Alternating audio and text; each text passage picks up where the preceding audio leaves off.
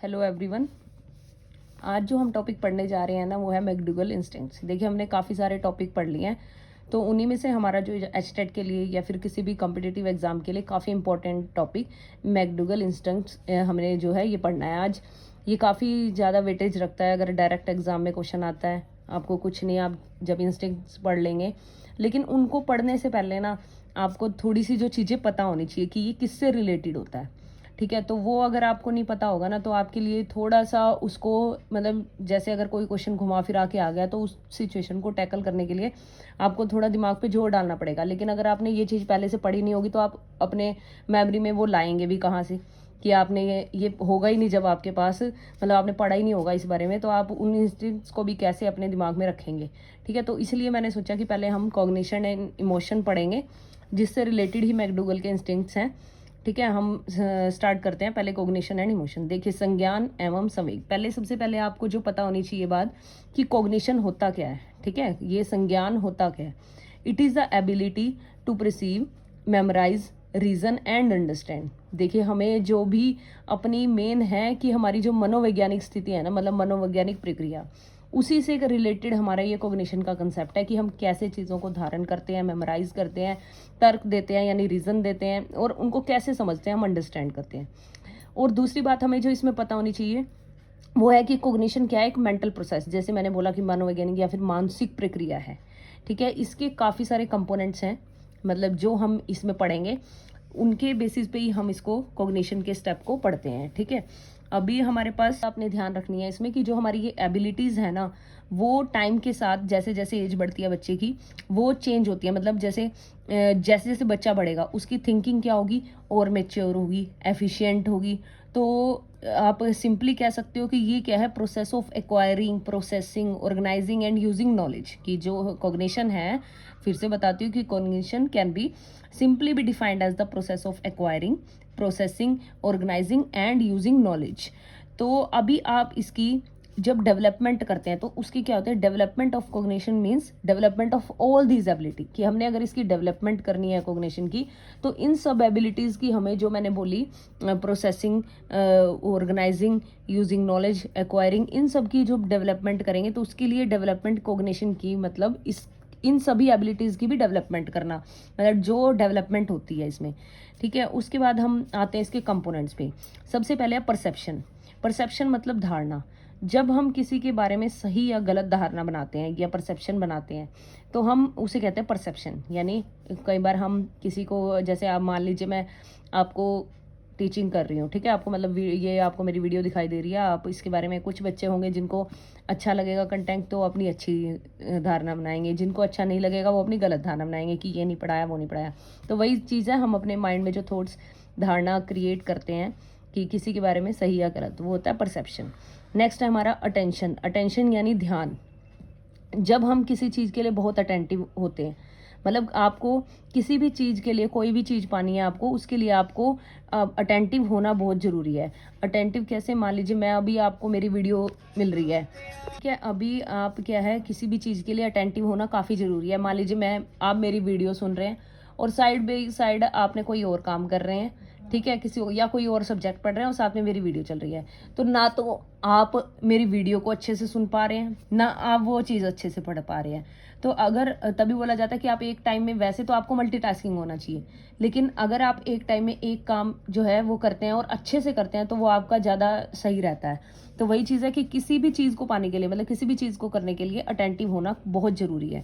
Next है हमारा memory. तो आपको परसेप्शन और अटेंशन मेरे ख्याल से समझ आ गया हो गया। पर धारणा, जब हम किसी चीज़ के बारे में सही गलत धारणा बनाते हैं। ध्यान यानी अटेंशन, किसी भी चीज़ के लिए अटेंटिव होना काफ़ी ज़्यादा ज़रूरी होता है, तभी हम उस चीज़ को सीख पाते हैं। नेक्स्ट है हमारा मेमोरी। मेमोरी यानी स्मृति, यानी किसी भी चीज़ के लिए, किसी भी टॉपिक को पढ़ने के लिए। अब देखिए जैसे मेरा मकसद है कि मैं आप लोगों को थ्योरी पढ़ाऊँ, तो मेरा क्या कंसेप्ट है, मतलब मैंने अपने दिमाग में क्या विचार बनाए हुए हैं कि जब तक बच्चे थ्योरी के ऊपर फोकस नहीं बनाएंगे, उसकी डीप अंडरस्टैंडिंग नहीं रखेंगे ना, तब तक वो आगे क्वेश्चंस को घुमा फिरा के कोई क्वेश्चन आ गया तो उसको नहीं अटेम्प्ट कर पाएंगे। तो वही चीज़ है कि जब हम किसी चीज़ के लिए डीप अंडरस्टैंडिंग के लिए याद करना किसी भी चीज़ को ज़रूरी होता है, किसी भी चीज़ को डीप अंडरस्टैंडिंग के लिए अपनी मेमोरी में डालना ज़रूरी होता है, ताकि हम उसके बारे में विचार बना सकें। देखिए नेक्स्ट है थॉट। वही चीज़, कि अगर थॉट ही नहीं है, मान लीजिए किसी बच्चे के विचार ही नहीं है, जैसे मैं मान लीजिए कई बार अगर किसी बैच में पढ़ाती हूँ तो मैं उनको अगर टॉपिक लिखने के लिए देती हूँ कि आप इस पे आप बनाइए, मेरी हवाई यात्रा पर बनाइए, तो अब बच्चा बोलता है मेरी हवाई, मैंने बोला कि मेरी पहली हवाई यात्रा पर टॉपिक लिखिए, तो अब बच्चे ने मुझे क्या जवाब दिया कि मैम मैं तो कभी हवाई यात्रा मैंने तो करी ही नहीं। तो मैंने कहा आप कुछ तो लिखिए, तो बच्चा आगे से मेरे को बोलता है कि मैम एक्चुअली मैंने जब हवाई यात्रा नहीं की तो मैं सोचूं, मतलब वो बच्चा वो ना कंप्यूटर देखता था ना वो टीवी देखता था, तो वो बच्चा अपनी थॉट नहीं क्रिएट कर पा रहा, यानी उसके जब पास विचार ही नहीं होंगे तो वो कैसे लिख पाएगा, कैसे रीजनिंग कर पाएगा। तो इसलिए आपके विचार होना भी काफ़ी ज़रूरी है। वही चीज़ है ये कि थॉट में अगर हमारे पास विचार नहीं होंगे तो हमारे लिए रीजनिंग काफ़ी मुश्किल हो जाएगी। नेक्स्ट है हमारा लैंग्वेज यानी भाषा। भाषा है अपने विचारों को समझने समझाने का साधन। भाषा है, ये आप हिंदी में काफ़ी ज़्यादा पढ़ चुके हैं, क्योंकि आपको पता है कि अगर मान लीजिए मैं अब तक अपने विचार आपको अपने विचार मतलब अपने शेयर कर पा रही हूँ आपसे, तो वो एक भाषा ही हमारे बीच का मीडियम है, मोड है या माध्यम है, जिसके थ्रू में हम लोग आपस में कनेक्ट हो पा रहे हैं। तो भाषा plays very important role in anything, ठीक है ना। और ये ज़रूरी नहीं है, मान लीजिए मैंने आपको बोल दिया कि अभी मैं आपको बंगाली में पढ़ाना शुरू कर देती हूँ, तो अभी मैं हरियाणा से मान लो कोचिंग कर रही हूँ, तो अभी मेरे पास ज़्यादा बच्चे हरियाणा के एग्ज़ाम के लिए मान लो पढ़ रहे हैं, तो फिर वो मेरी भाषा को उनको प्रॉब्लम आएगी, तो उनके message ma'am please speak in Hindi, please speaking in English. तो आप मतलब अपनी भाषा में ये भी नहीं है कि अगर टीचर आपको 8 लैंग्वेजेस सिखा दे, हर एक उसके हिसाब से सिखाता रहे। आपको कई बार ये पेपर में क्वेश्चन पूछा जाता है कि क्या बच्चे को अलग अलग लैंग्वेजेस टीचर को सिखानी चाहिए? नहीं, जो बच्चे कंफर्टेबल जिसमें हो उस भाषा को। तो वही चीज़ है कि भाषा काफ़ी इंपॉर्टेंट रोल प्ले करती है। लर्निंग नेक्स्ट है सीखना। अब आपके पास देखिए, अब आपके पास जब परसेप्शन आ गई, धारणा बना ली, ध्यान लगा लिया, स्मृति विचार आ गए, भाषा के थ्रू आपने उसको इंटरप्रेट कर लिया, तो अब लर्निंग हो जाएगी। अब तो आप सीखेंगे, सीधी सी बात है, जब ये सारी चीज़ें हो जाएंगी तो आपकी क्या होगी, वहाँ पर लर्निंग होगी। तो ये हमें इसके जो इंपॉर्टेंट घटक हैं या कंपोनेंट्स हैं, ये हमें अपने अच्छे तरीके से याद रखने हैं, क्योंकि यही इनमें से एग्जाम में डायरेक्ट पूछ लिया जाता है। और मेरे ख्याल से आपको एग्जाम्पल अच्छे से समझ आ गए होंगे, अगर नहीं भी समझ आ गए तो रिपीट करना, वीडियो को 1 से 2 बार देखना, ताकि आपको ये अच्छे से इनके बारे में क्लियर हो सके। नेक्स्ट आ जाता है हमारे पास, जो वर्ड मेरे को यहाँ बताना जरूरी था, मेटाकोग्निशन, जिसके लिए मैंने पूरा कोग्निशन का कंसेप्ट बताया, क्योंकि मेटाकोग्निशन डायरेक्ट पेपर में पूछा जाता है, I have seen in so many exams. तो वही चीज़ मैं बता रही हूँ कि मेटाकोग्निशन क्या होता है। ये जो वर्ड है metacognition, that is cognition about cognition. कई बुक्स में आपको ऐसे कोग्निशन अबाउट कोग्निशन लिखा मिलेगा, किसी बुक्स में आपको थिंकिंग अबाउट थिंकिंग लिखा मिलेगा। तो आपको क्या करना है, इनमें से कोई भी आ जाए तो आप समझ जाना इनका मतलब है मेटाकोग्निशन। तो ये जो वर्ड है, ये किसने दिया था? फ्लेवेल ने दिया था। वर्ड की बात कर रहे हैं कि कंसेप्ट की नहीं बात करी, वर्ड की बात कर रहे हैं कि वर्ड मेटाकोग्निशन जो है फ्लेवेल ने दिया था। नेक्स्ट है इसका मतलब क्या होता है? Awareness of one's own learning, स्वयं के सीखने या सोचने की प्रक्रिया के बारे में सोचना, कि हम लोग जो हमने सीखा हुआ है या सीखना है उसके बारे में, अपने बारे में, खुद के बारे में सोचना, तो उसे हम बोलते हैं मेटाकोग्निशन। अब कई जगह एक चीज़ की बात की जाती है, माइंड मैप या ब्रेन मैप, उसके बारे में बात करते हैं। ब्रेन मैप, कोई समस्या है उसके रिगार्डिंग आइडिया जनरेट कर रहे हो, फिर सबको मान लो आपने आइडिया जनरेट करे, कोई भी आप मान लीजिए एचटेट या किसी सीटेट या कोई भी एग्जाम से रिलेटेड आप तैयारी कर रहे हैं, तो आप उसके बारे में ये सोचते हो कि यहाँ से पढ़ लूँ, बुक से पढ़ लूँ, वहाँ से हो जाएगा, यहाँ से हो जाएगा, वीडियो से हो जाएगा। तो फिर उसके बाद आप इन सबको जब इंटर रिलेट कर पा रहे हो, तो वही हमारा ब्रेन मैपिंग का कंसेप्ट होता है। ठीक है, आई होप आपको यहाँ तक समझ आया होगा। तो एक बार हम रिवाइज करते हैं हमने क्या क्या पढ़ा। पहले कोग्निशन एंड इमोशन। कोग्निशन में क्या बताया कि कोग्निशन क्या है? एक एबिलिटी है परसीव, मेमोराइज, रीजन और अंडरस्टैंड करने की। यह एक मेंटल प्रोसेस है, यानी मानसिक प्रक्रिया है। प्रॉब्लम सॉल्विंग का कंसेप्ट भी यहाँ पर आता है। और कंपोनेंट्स इसके perception, attention, memory, thought, language, विचार, धारणा की, कैसे हम चीज़ों को धारण करते हैं, फिर उनका ध्यान लगाते हैं। किसी भी चीज़ के लिए अटेंटिव होना बहुत ज़रूरी है। स्मृति, माइंड में डीप अंडरस्टैंडिंग बहुत ज़रूरी है। विचार बनाते हैं, विचार नहीं होंगे तो हम रीजनिंग नहीं कर पाएंगे।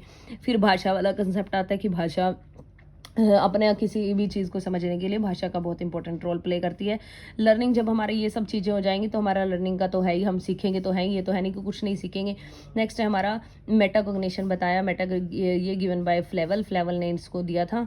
तो इसमें क्या है, awareness of one's own learning, इसमें क्या है, एक है खुद की ही मतलब लर्निंग हो रही है, और इसमें हम ब्रेन मैप करते हैं, जैसे उसके रिगार्डिंग आइडिया जनरेट करके फिर सबको इंटरलेट कर लेते हैं। मेटाकोग्निशन का मतलब cognition about cognition, thinking about thinking, ठीक है। उसके बाद है हमारा इमोशंस।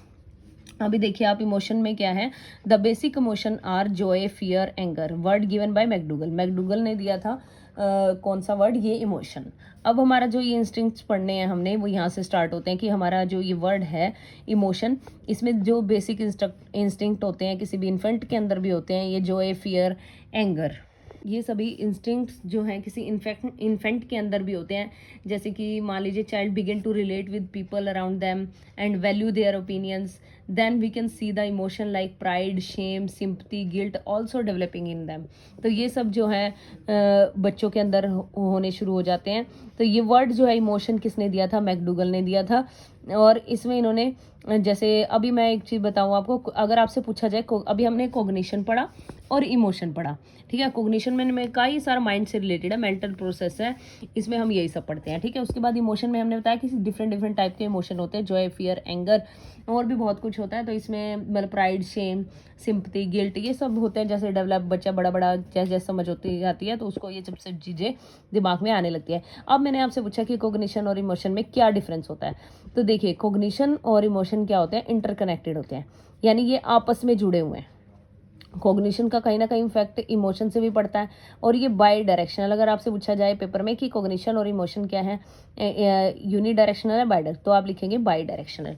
देखिए अब हम मैकडूगल के इंस्टिंक्ट पढ़ने से पहले मैं आपको एक और चीज़ पढ़ाने वाली हूँ, उसमें ये है 1 मिनट, ये है हमारे पास कंट्रोल ऑफ इमोशंस, कि हम अपनी जो इमोशन के बारे में ही पढ़ रहे हैं, तो हम इस एक बार ये पढ़ते हैं कि इन इमोशंस को कैसे कंट्रोल किया जाता है, ठीक है। देखिए पहला है संवेग नियंत्रण, मतलब इंडस्ट्रियसनेस। इसमें जो फर्स्ट वाला आता है कि इंडस्ट्रियसनेस मतलब वर्किंग पॉजिटिवली बिसाइड्स नेगेटिविटी, कि आप नेगेटिविटी को छोड़ के आप किसी भी वे में मतलब कोई भी काम कर रहे हैं तो उसमें पॉजिटिवली काम करिए। तो जैसे कि मान लीजिए आपका एचटेट का एग्ज़ाम है, ठीक है, अभी आपका मान लो 2-3 साल से क्लियर नहीं हो रहा, ठीक है। तो जब आपका क्लियर नहीं हो रहा तो आप अपने घर वालों के आपके ताने मार रहे हैं कि तू क्यों देते हो एग्ज़ाम, क्यों बार बार पैसे ख़राब करते हो, जब आपका क्लियर नहीं होता बार बार फॉर्म क्यों भरते हो। तो आप फिर भी उस नेगेटिविटी को पीछे उठा के फिर भी आपने फॉर्म भर दिया और आप तैयारी कर रहे हैं। तो वही चीज़ है इंडस्ट्रियसनेस सॉरी। तो वर्किंग पॉजिटिवली बिसाइड नेगेटिविटी, यहाँ पे आपकी नेगेटिविटी आपने हटा दी और आप पॉजिटिवली उसकी एचटेट को क्लियर करने की दिशा में लग गई। तो ये था हमारा इंडस्ट्रियसनेस। रिप्रेशन, शमन, ये क्या है, मान लीजिए आपके ये क्या, रिमूव पेनफुल मेमोरी। मान लीजिए आपके बचपन में कोई ऐसी घटना हुई जिसे आप चाहकर भी रिमूव नहीं कर पा रहे, लेकिन आपके ध्यान में वो कहीं ना कहीं है, तो वही चीज़ आ जाती है रिप्रेशन के अंदर कि रिमूव पेनफुल मेमोरी। डिस्प्लेसमेंट यानी विस्थापना, गुस्सा निकालना या भावना निकालना। मान लीजिए आपके पेरेंट्स, बच्चा घर पे है, ठीक है, बच्चा घर पे रहता है, मम्मी पापा जॉब करते हैं, तो पेरेंट्स घर से जाते हैं, तो जब वहाँ पे उनकी बॉस वगैरह के साथ मतलब या टीचर के साथ या किसी के साथ भी मतलब लड़ाई हो जाती है, या स्कूल में पढ़ाते हैं, अगर वो कहीं पे भी कुछ भी वर्क करते हैं और वहाँ पे लड़ाई हो जाती है, तो जब वो आते हैं घर तो बच्चे ने कह दिया और पापा कैसे हो या कैसा रहा आज का दिन, तो वो बिना बात के अपने बच्चे पे जब गुस्सा निकालते हैं, अपनी भावना अच्छा बुरा जो भी है वो निकालते हैं, तो उसे बोलते हैं डिस्प्लेसमेंट, ठीक है। आई होप आपको ये तीनों अभी समझ आ गए होंगे, इंडस्ट्रियसनेस, रिप्रेशन, डिस्प्लेसमेंट। तो इसमें क्या है कि वर्किंग पॉजिटिवली बिसाइड नेगेटिविटी। आप एचटेट वाला एग्जांपल याद रखना कि मैंने बार बार कोई कम्पिटिटिव एग्जाम देना चाहा, मतलब मेरे पेरेंट्स मुझे मना कर रहे थे कि तेरा तो क्लियर नहीं होता, और फिर भी मैंने उसको क्लियर करने, मैंने फिर भी उसका फॉर्म भर दिया। इसमें कोई भी पेनफुल मेमोरी कि हमारे जिंदगी में कोई ना कोई घटना हुई थी बचपन में, और वो फिर भी हमारे जहन में अटकी रहती है। डिस्प्लेसमेंट में गुस्सा निकालना, पेरेंट्स का बच्चों पे गुस्सा निकालना, वही चीज़ है। रिग्रेशन में आ जाता है प्रतिगमन, performing action of younger as, मतलब अपने से कम उम्र के बच्चों को काम करना। मतलब जैसे कई बार बच्चे रिएक्ट करते हैं कि अपना मतलब कम उम्र के बच्चों का काम करने की कोशिश करते हैं, वही चीज़ है रिग्रेशन। कैथरेसिस मतलब एक्सप्रेशन ऑफ फिजिकल इमोशन, इसके अंदर फिजिकल इमोशंस को एक्सप्रेस करने की भावनाएं, मतलब अपनी दबी हुई भावनाओं को एक्सप्रेस करना, वही चीज़ इसके अंदर आ जाती है, ठीक है। तो आई होप ये 5 पॉइंट आपको अच्छे से समझ आ गए होंगे। अभी हम पढ़ते हैं मैकडूगल के इंस्टिंक्ट्स, जो कि हमारे पास यहाँ 14 होते हैं। देखो McDougall has described 14 basic tendencies and one emotion associated with each. इस मैकडूगल ने जो मूल प्रवृत्तियों का संबंध बताया है किससे, कि हर एक मूल प्रवृत्ति से एक संवेग जुड़ा होता है, हर एक मूल प्रवृत्ति से इमोशन जुड़ा होता है। कि ये देखिए आपके, आप खुद पे ना लगा के देखना, सीरियसली बता रही हूँ, आपको मिनट नहीं लगेगा इसको लर्न करने में। आप जब अपना खुद से इसको कनेक्ट कर करके लर्न करोगे ना, तो आप 14 विद इन 5 मिनट्स ना इनको लर्न कर पाओगे। जैसे आधे तो आपको अभी क्लास में ही लर्न हो जाएंगे। देखिए escape, first one is escape plan, और ये है फियर भय, कि जब आपको डर लगता है, मान लो पीछे भूत आ गया और वो आपका डर आ गया आपके अंदर, फियर हो गया आपको, मतलब डर हो गया, तो आप क्या करेंगे, भागेंगे। आप एग्जाम्पल लर्न कर सकते हो कि भूत आया, मुझे डर लगा और मैं भाग गया, तो यानी फियर का क्या है इंस्टिंक्ट, वो है एस्केप, कि जब डर लगता है तो क्या करते हैं, भागते हैं या एस्केप करते हैं, प्लायन, ठीक है, चले जाते हैं। नेक्स्ट है क्रोध, क्रोध कॉम्बैट, जब क्रोध आएगा तो क्या करेंगे, युत्सा, कॉम्बैट मतलब वहाँ से, मतलब उस चीज़ से दूर हटेंगे, मतलब वहाँ से गुस्सा आएगा तो निकाल लेंगे या नहीं निकाल लेंगे वो बाद की बात है, पहले उस चीज़ से भागने की कोशिश करेंगे, तो वही चीज़ है। डिस्कस्ट, घृणा, रिपल्शन, जब घृणा होगी किसी से तो रिपल्शन शो करेंगे कि मुझे तेरे साथ बात नहीं करनी, या कुछ भी है, निर्वृत्ति, मना करेंगे। नेक्स्ट है वंडर, वंडर यानी आश्चर्य, यानी क्यूरियोसिटी, जब हम कुछ किसी चीज़ को लेकर काफ़ी आश्चर्यचकित होते हैं सॉरी, कई बार पढ़ाते पढ़ाते ना इतना दिन में ओवरलोड हो जाता है कि पढ़ाते पढ़ाते ना मुँह से वर्ड्स भी फिसलने लगते हैं, स्लिप करने लगते हैं, तो ये भी एक साइकोलॉजी है कि हम लगातार बोल रहे हैं तो हमारी टंग जो है वर्ड्स को स्किप करने लगती है। तो वंडर, आश्चर्य, तो इसमें क्या है, जब आपको किसी चीज़ से रिलेटेड मतलब आश्चर्य होगा, मतलब किसी चीज़ को आपको जानने की वो रहेगी, तो उससे आप आश्चर्यचकित होंगे, तो आप उसके बारे में ना जिज्ञासा, क्यूरियोसिटी बढ़ेगी कि यार मैं इसको जान लूँ तो क्या है, क्या चीज़ ये। तो वही पहले कैसे लर्न करेंगे, फियर, डर होगा तो प्लायन, एंगर होगा तो कॉम्बैट, डिस्गस्ट होगा तो रिपल्शन, वंडर होगा तो क्यूरियोसिटी। आप आइज बंद करके सोचना कि आपने क्या क्या पढ़ा और कितना आपको समझ आया, कितना आपको नहीं समझ आया, तो आपको उससे क्या होगा ना, आपको हेल्प मिलेगी, मैं दोबारा पढ़ूँ कि ना पढ़ूँ। नेक्स्ट है लव, यानी वात्सल्य, जब लव, जैसे पेरेंटल लव आप लर्न कर सकते हैं कि लव होगा जैसे अपने पेरेंट की तरफ ही सबसे ज़्यादा बच्चा अट्रैक्टेड होता है। डिस्ट्रेस यानी विवाद, डिस्ट्रेस विवाद होगा, विषाद होगा, तो क्या होगा, अपील, शरणगति करेगा, ठीक है। उसके बाद फीलिंग ऑफ क्रिएटिवनेस, वो तो आपको पता ही है, कंस्ट्रक्टिविज्म में हमने पढ़ी रखी है, क्रिएटिविटी होगी वहाँ कंस्ट्रक्टर, रचनावाद रचनात्मक होगा। फीलिंग ऑफ ओनरशिप, स्वामित्व की भावना यानी एक्विजिशन, संचय की प्रवृत्ति होगी वहाँ पे, जब हमारा फीलिंग ऑफ ओनरशिप होगा तो यहाँ पे उसकी भावना होगी, ठीक है। नेक्स्ट है फीलिंग ऑफ लोनलीनेस, तो क्या है, एकाकीपन होगा तो वो समूह में रहना चाहेगा, ग्रेगेरियसनेस, ठीक है। लस्ट, कामुकता की भावना होगी तो वहाँ पे काम आएगा यानी सेक्स, ठीक है। पॉजिटिव सेल्फ फीलिंग, श्रेष्ठता की भावना यानी आत्मगौरव, सेल्फ एजर्शन, ठीक है, उसके अंदर आ जाएगी पॉजिटिव सेल्फ फीलिंग, तो हम अपना अंदर से स्ट्रॉन्ग फील करते हैं। आप देखिए जब हम, मान लीजिए हमने कोई, हम खुद को ना अच्छे लग रहे हैं, मान लीजिए मैंने कोई न्यू कपड़ा लिया, ठीक है, और उसको मैंने वेयर किया, ठीक है, मान लें नए कपड़े पहने आपने, आप देखना आपके अंदर ना सबसे ज़्यादा, मतलब मुझे तो ऐसा होता है, बाकी आपका पता नहीं, ठीक है, जो एक ना अगर अच्छे लग रहे हैं ना खुद को, तो आपका ना एक मतलब खुद को ही आप सेल्फ मोटिवेटेड से लगते हैं, आपके अंदर आत्मगौरव सा खुद के लिए ही आता है, तो वो होती है कि जब हमारी पॉजिटिव सेल्फ फीलिंग होगी ना, तो आत्म से ही हमने एजर्शन होगा। तो नेगेटिव सेल्फ फीलिंग, तो सबमिशन, इसमें कुछ नहीं है, ये आपको डायरेक्ट याद कर लेना कि नेगेटिविटी होगी तो सबमिशन हम उसको मानेंगे। एपेटाइट, भूख होगी तो आप क्या ढूंढेंगे, खाना यानी भोजन, फूड सीकिंग। अम्यूजमेंट, आमोद, यानी किसी चीज़ के लिए एक तरह से खुशी नहीं होती, प्रसन्नता टाइप, वो चीज़ है। और फिर आप क्या करेंगे, लाफ्टर, उसका इंस्टिंक्ट है। तो आपको ये 14 के 14 इंस्टिंक्ट ऐसे ही आपको याद रखने हैं, काफ़ी ज़्यादा इंपॉर्टेंट है, तभी आपको बार बार बोल रही हूँ। फिर भी हम एक बार क्लियर करते हैं कि हमने क्या क्या पढ़ा। देखिए मैकडूगल इंस्टिंक्ट से हमने स्टार्ट किया था, इसके अंदर मैंने सोचा कि कोग्निशन एंड इमोशन पढ़ा दूं, तो ये काफ़ी ज़रूरी था। कोग्निशन से हमें पता चल जाता है कि मेंटल प्रोसेस है। इमोशन के बारे में बताऊं तो ये बेसिक हमारे जो भी जॉय, फियर, एंगर, जो भी हमारे इमोशन होते हैं, जब भी इन दोनों के बारे में हमारे पास आएगा कि आप इसमें वो बताइए कि डिफरेंस क्या होता है, तो आप बोलेंगे कि ये इंटरकनेक्टेड होते हैं बाय। जिन बच्चों को मान लीजिए कोई सब्जेक्टिव पेपर देना है तो उनको लिखने में इजीली 2 पॉइंट्स मिल गए यहाँ से कि ये कोग्निशन, इमोशन इंटरकनेक्टेड होते हैं, आपस में जुड़े होते हैं, बाय डायरेक्शन, द्विदिशात्मक होते हैं। फिर नेक्स्ट आ जाते हैं हमारे पास घटक यानी कंपोनेंट्स। कंपोनेंट्स में हमारे perception, attention, memory, thought, language, learning, ये सब आते हैं। जब हम किसी के बारे में धारणा सही और गलत की बना लेते हैं तो हमारी परसेप्शन। अटेंशन में हम किसी भी चीज़ के लिए अटेंटिव होना काफ़ी ज़रूरी है, अदरवाइज़ जो है हम नहीं सीख पाते, लर्निंग नहीं हो पाती है। हम ये सब प्रोसेस कर ही लर्निंग के लिए रहे हैं, आप ये समझ लो। लर्निंग होगी, इन सब के बाद लर्निंग ज़रूर होगी। थॉट काफ़ी इंपॉर्टेंट है कि अगर थॉट नहीं है तो रीजनिंग कहाँ से आएगी। मेमोरी, डीप अंडरस्टैंडिंग के लिए याद करना ज़रूरी होता है। भाषा, लैंग्वेज यानी अपने विचारों को समझाने का साधन ही भाषा है। अगर ये सब चीज़ें हो गई तो लर्निंग तो खुद से ही हो जाएगी। मेटाकॉग्निशन के बारे में बताया, ये वर्ड फ्लेवल ने दिया था, awareness of one's own learning, स्वयं के सीखने या सोचने की प्रक्रिया। मेटा कॉग्निशन अबाउट कॉग्निशन लिखा मिलेगा, या फिर थिंकिंग अबाउट थिंकिंग लिखा मिलेगा। ब्रेन मैप, कि अगर आपके दिमाग में किसी भी चीज़ से लेकर आइडियाज़ जनरेट हो रहे हैं तो आपको कितना उनको को रिलेट कर पा रहे हो, उसे ही ब्रेन मैपिंग बोलते हैं। इमोशन तो मैंने बता दिया। मैं इंस्टिंक्ट्स आपको बताया कि डर होगा तो भागेगा यानी प्लान करेगा, एंगर है तो कॉम्बैट, डिस्गस्ट यानी रिपल्शन, वंडर है तो जिज्ञासा रहेगी, लव पेरेंटल लव सबसे बढ़िया, distress appeal, feeling of creativeness. आप अपनी तरफ से भी इसमें लर्न करने के आइडियाज़ जनरेट कर सकते हो जिससे आपको जल्दी लर्न हो जाए ये सभी। लेकिन आपको कंफ्यूज बिल्कुल भी नहीं होना है। लस्ट होगा तो सेक्स, और feeling of loneliness, gregariousness, positive self feeling श्रेष्ठता की भावना, आत्मगौरव, and negative self feeling submission, appetite, food seeking, amusement, laughter. ठीक है, और मैंने ये बताया control of emotion, industriousness, repression, displacement, regression and catharsis. इसमें क्या था कि जब हम नेगेटिविटी को साइड पे रख देंगे और अपना पढ़ाई पे ध्यान दें। ठीक है, रिप्रेशन, रिमूव पेनफुल मेमोरी, कोई भी पेनफुल मेमोरी जो बचपन में हमारे बीते घटना हुई उससे रिलेटेड कुछ भी हो तो हम उसे रिप्रेशन बोलते हैं। डिस्प्लेसमेंट, बच्चों ने, फादर ने बच्चे पे गुस्सा निकाला, वही आपको ध्यान रखना है।